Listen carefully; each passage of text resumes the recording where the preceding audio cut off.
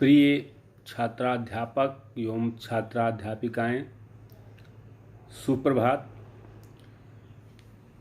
हम लोगों ने कल भाषा विकास के संदर्भ में चर्चा किया था कि बालकों का भाषा विकास कैसे होता है, बालक के भाषा विकास को कौन कौन से तत्व प्रभावित करते हैं, कैसे भाषा का उपयोग करता है बालक, कक्षा का वातावरण अध्यापक द्वारा कैसे निर्मित किया जाता है जिससे बालक भाषा का प्रयोग कर सके, जिसमें बातचीत के माध्यम से, वार्तालाप के माध्यम से और वार्तालाप सुनने के बाद अपनी प्रतिक्रिया के माध्यम से इससे ये पता चलता है कि बालक के भाषा विकास में, कक्षा कक्ष के निर्माण में अध्यापक की क्या भूमिका है, किस तरह से अध्यापक सभी बच्चों को बातचीत के लिए प्रोत्साहित करता है,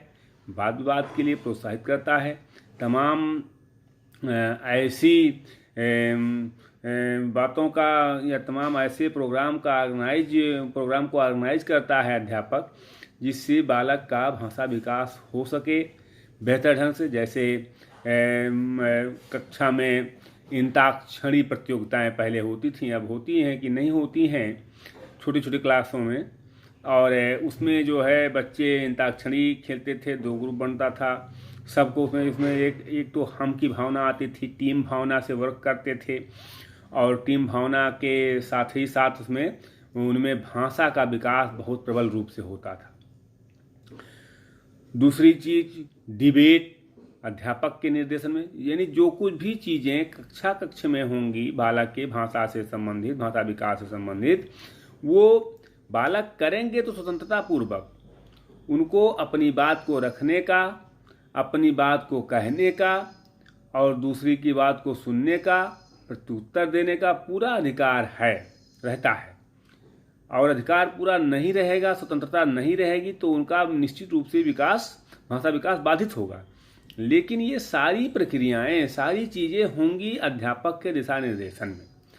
अगर अध्यापक का दिशा निर्देश नहीं रहेगा, अगर अध्यापक मौजूद नहीं रहेगा, अगर अध्यापक अनुशासन नहीं बनाएगा, तो निश्चित तौर पर जिस लक्ष्य को लेकर के वार्तालाप कराया जा रहा है, जिस लक्ष्य को लेकर के डिबेट कराया जा रहा है, यानी भाषा विकास के लक्ष्य को लेकर के, वो भाषा विकास अवरुद्ध हो जाएगा और उस सफलता को या उस चीज़ को हम प्राप्त नहीं कर पाएंगे जो हमने एक लक्ष्य रखा है कि बालक का हमको भाषा मजबूत करना है।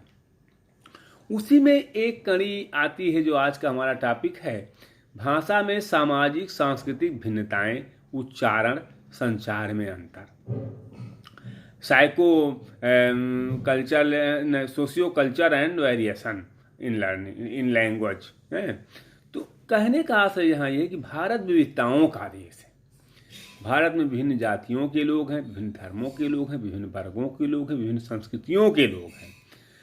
उन जातियों, धर्मों, वर्गों और संस्कृतियों के लोगों में कैसे भाषा विकास किया जाए, उनके उच्चारण में अंतर होता है, उनके संचार माध्यमों में अंतर होता है।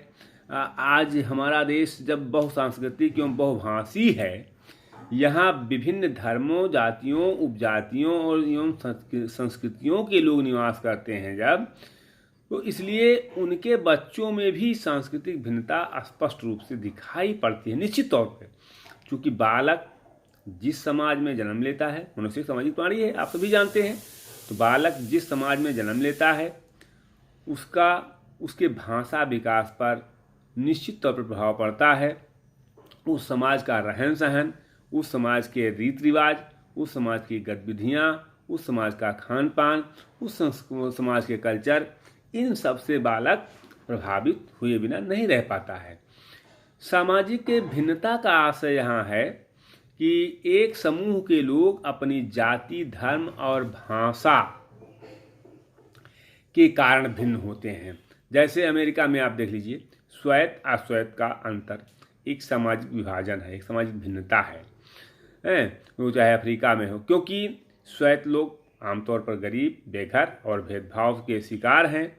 जब एक तरफ का सामाजिक अंतर अन्य अंतरों से अलग एवं ज़्यादा महत्वपूर्ण हो जाता है और लोगों को यह महसूस होने लगता है कि वह दूसरे समुदाय के हैं, तो इससे सामाजिक विभाजन की स्थिति उत्पन्न होती है।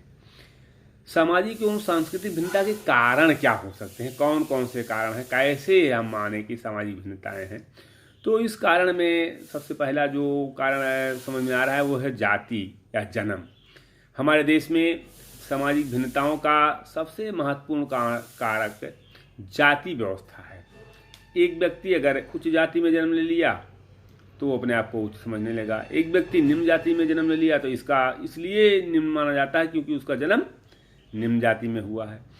तो ऐसे ही श्वेत अश्वेत में है। कहने का आशय यहाँ यह है कि एक जाति व्यवस्था जो है, उस जाति व्यवस्था में जन्म लेने के कारण वो उसकी सामाजिक स्तर भिन्न हो जाता है, जबकि ऐसा नहीं होना चाहिए। आज विद्यालयों में, महाविद्यालयों में इस तरह की व्यवस्थाएं की जा रही हैं कि सब सम्मिलित रूप से मिलकर के और अपना भाषा विकास करते हैं। अपना उठना बैठना, खाना पीना, रहना, हर साथ में उठते बैठते हैं, सब कुछ सारे क्रिया प्रतिक्रिया करते हैं। दूसरा है धर्म के आधार पर भिन्नता। हमारा देश एक धर्मनिरपेक्ष राष्ट्र है, आप जान रहे हैं। धर्मनिरपेक्ष का आशय क्या है कि भारत का कोई राज धर्म नहीं है। भारत सभी धर्मों के साथ समानता का व्यवहार करता है। धर्म की सामाजिक व सांस्कृतिक भिन्नता का मुख्य कारण है कि एक धर्म के लोग अपने धर्म को दूसरे से भिन्न समझते हैं।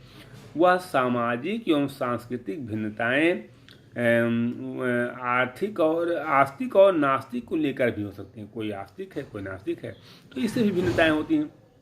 जो आस्तिक है उसका कल्चर दूसरा होगा, जो नास्तिक है उसका कल्चर दूसरा होगा। जो एक धर्म को मानने वाले हैं उनकी संस्कृति दूसरी है, उनकी विचारधाराएं दूसरी हैं, उनकी आस्थाएं दूसरी हैं। जो दूसरे धर्म के लोग हैं उनकी आस्थाएं दूसरी हैं। तो वो अपने अपने धर्म को सब प्रभावी मानते हैं कि मेरा ही धर्म सही है। ऐसा नहीं है। सभी धर्मों में अच्छी बातें हैं, सभी धर्मों में कुछ ऐसी चीज़ें हैं जो ग्रहणीय तत्व हैं। तो जिनका आचार विचार और संस्कृति धर्म के आधार पर भिन्न होता है, इसलिए धर्म के आधार पर भी सामाजिक एवं सांस्कृतिक भिन्नता हमारे देश में है। एक और कारक है आर्थिक स्तर पर भिन्नता। हमारे देश में आर्थिक स्तर पर भी भिन्नता दिखाई देती है। ये कई धर्म या जात के लोग जो गरीब और अमीर हैं, तो गरीब और अमीर आपस में घनिष्ठ संबंध नहीं रख पाते हैं, क्योंकि सबका अलग अलग सोच होता है और सभी अपने अपने ढंग से सोचते हैं। कहने का आशय यहाँ यह है कि बालकों के भाषा विकास में सामाजिक भिन्नता के साथ साथ संस्कृतियों का असर पड़ता है।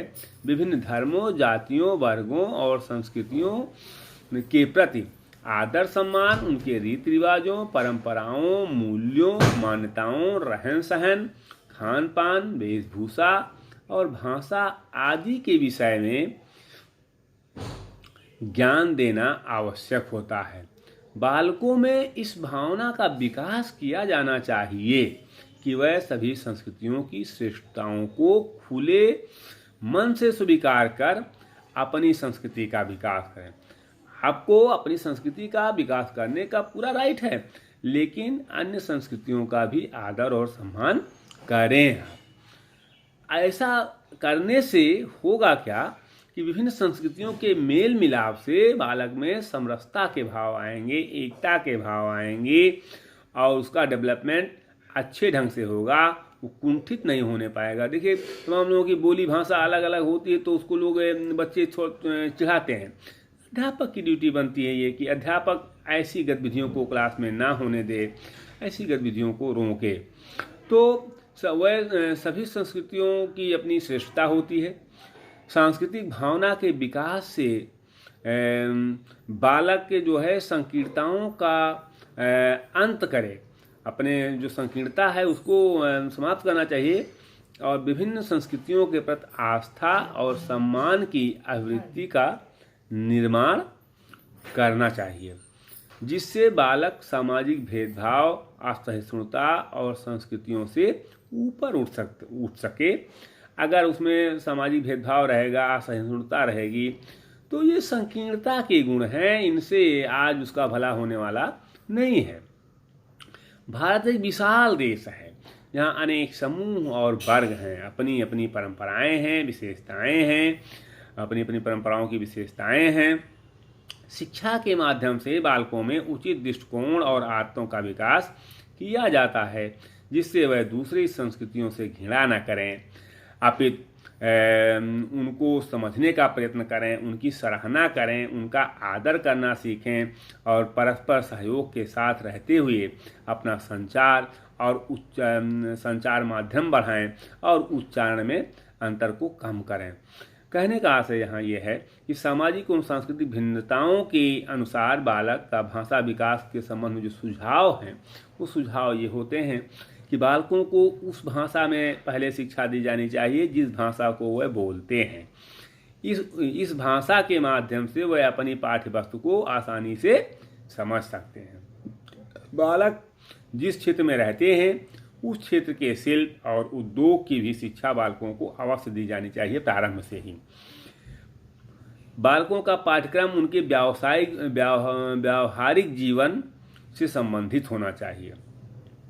विद्यालयों में इन बालकों का नियमित रूप से स्वास्थ्य परीक्षण हो और उनके जो दोष हैं, कमियां हैं, उनको दूर किया जाना चाहिए। विद्यालय परिसर का वातावरण श्रेष्ठ और प्रेरणादायक होना चाहिए। छात्रों अध्यापकों के बीच मधुर संबंध होना चाहिए, जिससे बालक रुचि लेकर व्यवस्थित रूप से अपना विकास कर सकें। विद्यालय के प्रशासन, गतिविधियों और कार्यकलापों में इन बच्चों से सहयोग लिया जाना चाहिए, जिससे इनमें स्वाभिमान और आत्मविश्वास की भावना का विकास हो सके। इस प्रकार जब बालक छोटा रहता है तभी उसके मन में हीन भावना निकालकर उसे प्रोत्साहित कर उच्चारण पर ध्यान देकर उसके भाषा का विकास अच्छे ढंग से किया जा सकता है। इस तरह अगर देखा जाए तो बालक के भाषा विकास पर सामाजिक सांस्कृतिक भिन्नताओं का महत्वपूर्ण असर पड़ता है। नई वैज्ञानिक प्रगति के बावजूद भारतीय समाज में आज भी परंपरागत संचार माध्यमों का अपना महत्व है। इसलिए वो चाहे वार्तालाप हो, वो चाहे सुनना हो, सुन करके भाषा विकास करना हो, वो चाहे विभिन्न संस्कृतियों की बात हो, सामाजिक भिन्नताओं की बात हो, इन सभी का उद्देश्य केवल इतना है कि बालक का भाषा विकास मजबूत हो सके, बालक में कोई हीनता की भावना न रहे। भाषा की दृष्टि को लेकर के ऐसी स्थिति को एक अध्यापक कुशलता से कक्षा संचालन करके और बालकों में भाषा विकास निश्चित रूप से सही ढंग से कर सकता है।